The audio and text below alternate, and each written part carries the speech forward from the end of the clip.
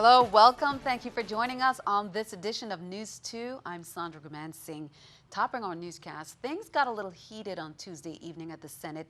Members of the Committee on Economic Development, Agriculture and Technology balked at what they perceived was the government hurting private businesses. At the center of the issue is the Bureau of Information Technology. News 2's April Knight has details. The question that came up during a Senate hearing on Tuesday is, at what point does the government stifle the private sector? On Tuesday, lawmakers grilled the Bureau of Information Technology, or BIT, because of one of its roles being the sole provider of internet to all agencies of the VI government. So, what happens to the private ISPs? They would have to diversify and find other services to offer. They can concentrate on providing the services to the private, the commercial and residential market. Lawmakers, however, expressed concern that the BIT's monopoly on the provision of internet services to government agencies imposes an unfair disadvantage to private ISP companies. We're going to become our own ISP and sideswipe the private company. Now, we don't only lose gross receipt taxes, we also lose corporate income taxes, we also lose employment taxes. We probably increase unemployment because the private companies probably had to let people go. And then we lose the recirculating effort of that dollar. The BIT has prided itself for its ability to provide internet at lower cost, ultimately saving the government some money. But its director, Ruben Malloy, could not say right then exactly how much those savings are. According to Malloy, they don't know the overall economic impact of BIT being the sole internet provider for the government since no feasibility study was done. Reporting for News 2, I'm April Knight. In other news, Lieutenant Governor Osbert Potter reminds Virgin Islands property owners who have not previously applied for property tax credits that applications are available to file for property tax credits against their 2016 property tax bills. Property owners of record can apply for the tax credits until Monday, February 29th, 2016. Applications for the tax credits can be found online and at the Office of the Lieutenant Governor Tax Assessor's Office on St. Thomas, St. John, or St. Croix. In order to be eligible for homestead credits against the 2016 property tax bills, a person must be the property owner of record as of January 2nd, 2015 through January 1st, 2016 for the 2016 tax year. The Committee on Rules and Judiciary, chaired by Senator Kenneth Gittens, approved the governor's nomination of Stacey Bourne to serve on the Board of Architects, Engineers, and Land Surveyors Thursday at the Earl B. Otley Legislative Hall. The nomination was unanimously approved by the 7-member committee. The committee also considered the nomination of Vince Danette to serve on the Board of the Public Services Commission, the PSC. During the interview process, Senator Jean Ford raised the possibility of Danette's job being a conflict of interest with the PSC board membership, and Danette's nomination was then held in committee at the call of the chair. Members of the Board of Elections on St. Croix may change the way primary elections are ran in the territory. Primary elections allow parties to nominate candidates for upcoming general elections. The St. Croix board members contend that they are responsible for certifying the primary elections process. However, they do not feel the government money should be used to elect party officers. Here's more. St. Croix District Board of Elections met on Wednesday, February 10th at the election system in Sunny Isles Annex to discuss the 2016 election calendar, polling places, and the opposition of funding non-senatorial nominations in the primary elections. The St. Croix Elections Board members have expressed that they have no objections to funding upcoming primaries. However, they do feel that government funds should not be used to elect party officers such as state territorial chairmen, district chairs, or national committee spokespersons, and so forth for each party. Section 232, states that the primary for elected officials and party officers must be funded by the party, not the local government. However, John Canigata, the state chairman of the Virgin Islands Republican Party, does not agree with the new policies that the St. Croix Board of Elections system is proposing. I think it was an issue back in the 70s, if I'm not mistaken, when there was some issues with corruption and possibly some shenanigans that went on within the parties, and it was done this way to actually remove that and to make sure there was a fair elections even within the party leadership. Board member Adelbert M. Bryan stated that funds needed to be shifted to other pressing matters. So why can't they keep their own convention and have the people that are registered in those political parties have their convention in the Virgin Islands and select the candidates for public office, which is governor, delegate of Congress, and senators, individuals for the Board of Election and the Board of Education. We shouldn't be wasting the government money again to keep election for political party state chairman. So does it make sense to save the government $250,000 and put it where the Virgin Islands, particularly the St. Croix Board of Election, need the appropriate equipment for taking pictures that could be federally compliant with the voter registration and ID, and for us to have the things that we need to conduct conference, video conference, and all that. Stephanie Brown, News 2. Cecil Benjamin, the chairman of the Democratic Party in St. Croix, was asked to comment on this issue. However, our news reporter was unable to get a statement from him by news time. On Thursday, February 11th, Miguel Esperanza Vasquez, 60, pleaded guilty in federal court to wire fraud. According to the plea agreement, Esperanza Vasquez caused a money order to be transmitted from Texas to the Virgin Islands as part of an illegal scheme in which the defendant purported to be able to influence an undocumented immigrant's residency status. The parties agreed that the total loss to the victim was $14,999. Esperanza Vasquez faces a maximum of 20 years in prison and $250,000 fine. A sentencing date has been set for June 15, 2016. Well, 4 years after the murder of Gilbert Hendricks Jr., Chief District Court Judge Wilma Lewis sentenced Elvin Rensford on February 9th to 35 years in federal prison for federal firearms offenses. United States Attorney Ronald Sharp announced that the court also imposed a sentence of life in prison on Rensford without parole for first-degree murder. Evidence presented in a trial in 2015 established that both Rensford and co-defendant Craig Muller chased Hendricks Jr. in a red truck and began firing at him after an argument ensued on May 10, 2012.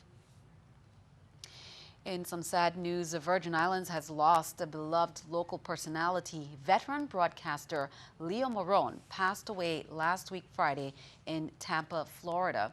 According to those who knew him well, Leo Morone held a passion for Virgin Islands music so deep it prompted him to start the only non-commercial radio station in the VI. His career spanned 50 years, from being a staff photographer for former Governor Ralph Paiwanski and VIPD. Part-time work at WSTA 1340 AM led to the start of his Old Timers show.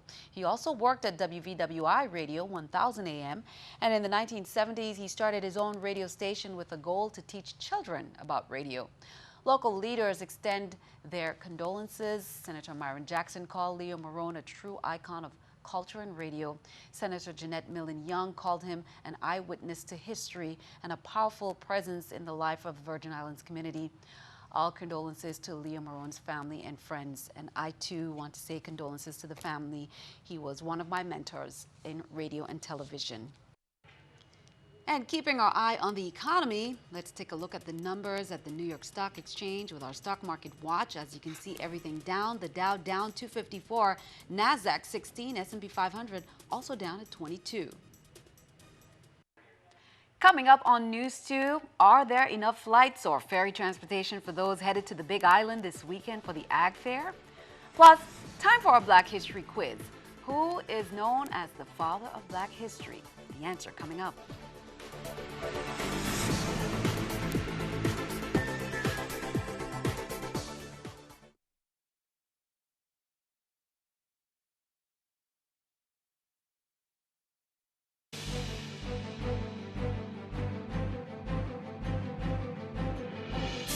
Welcome back. The University of the Virgin Islands has been selected to join the Ag Discovery network of educational institutions that offer a federally funded residential summer program.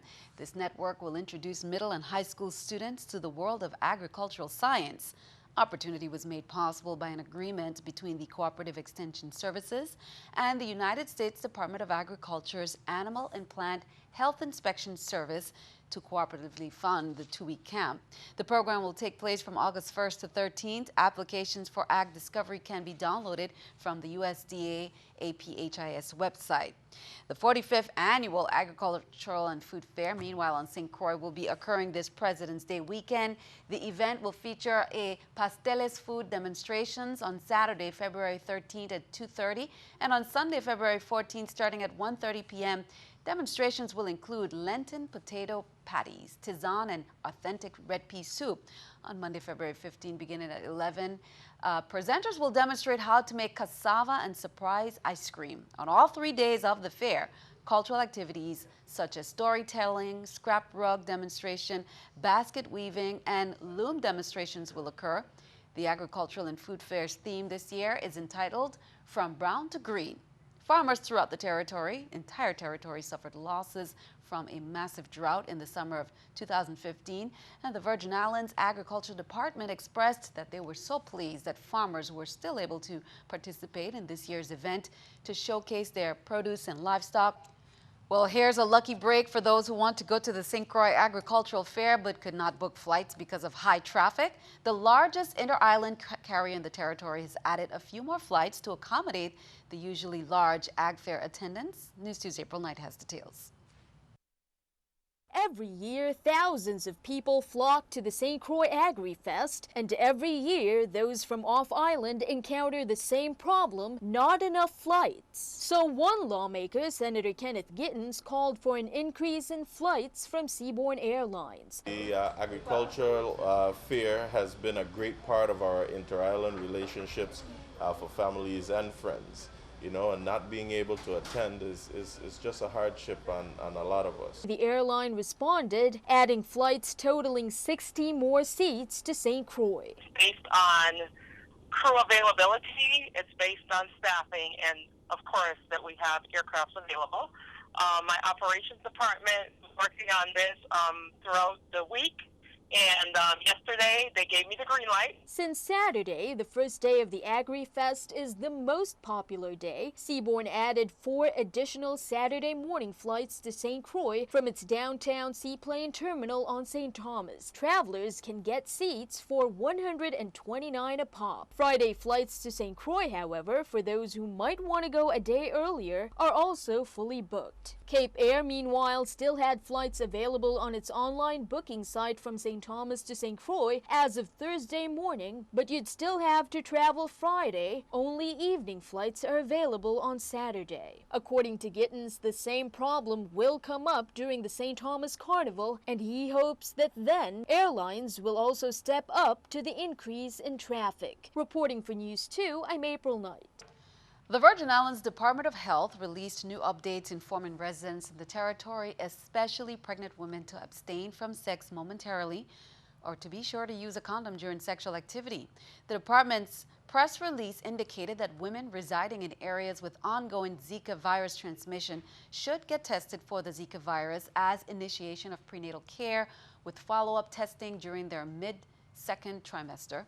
Additionally, men who reside in an area of active Zika transmission who have a pregnant partner should abstain from sexual activity or consistently and correctly use condoms during sex.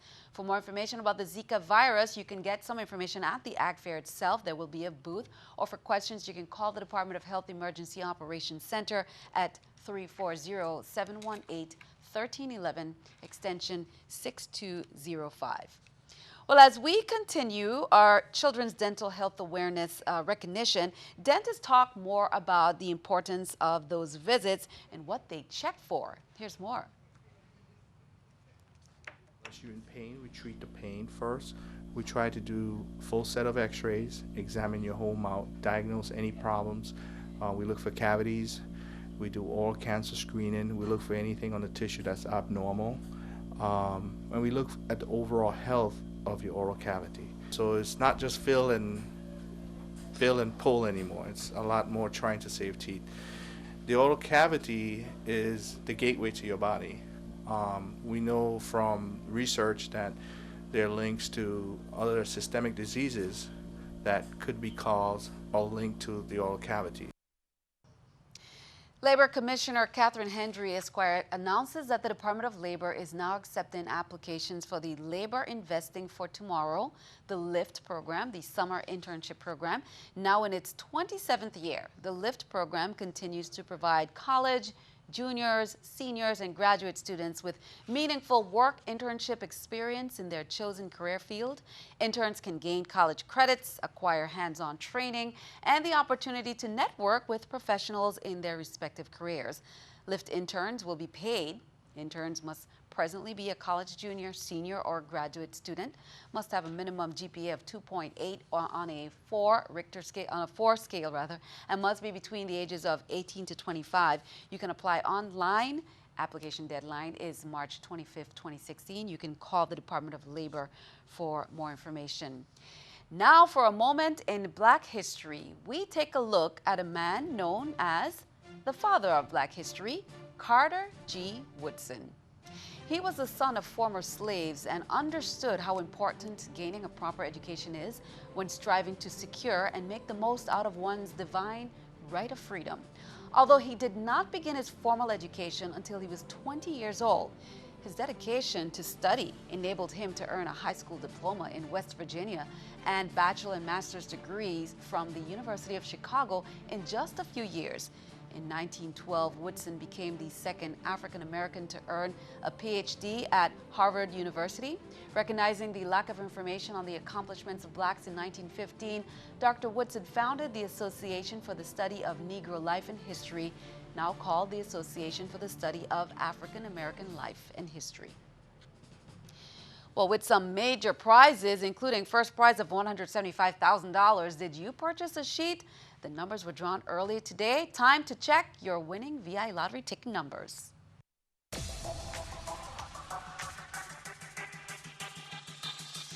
The VI Lottery presents draw results of today's drawing on NEWS2. Here are the top prizes. Fifth prize for $20,000, 25425. 25425. Fourth prize for $30,000, 08947. 08947. Third prize for $40,000, 17614. 17614. Second prize for $65,000, 33362. 33362. And the winning ticket number for the grand prize of $175,000 is 30338. 30338. If your ticket number wasn't called, keep trying. One of these days, your number could win. The next drawing is February 25th. Play the VI Lottery and imagine the possibilities. So mark that date down and good luck as you check those tickets. Be sure to stick around. Your News 2 AccuWeather forecast is coming up next.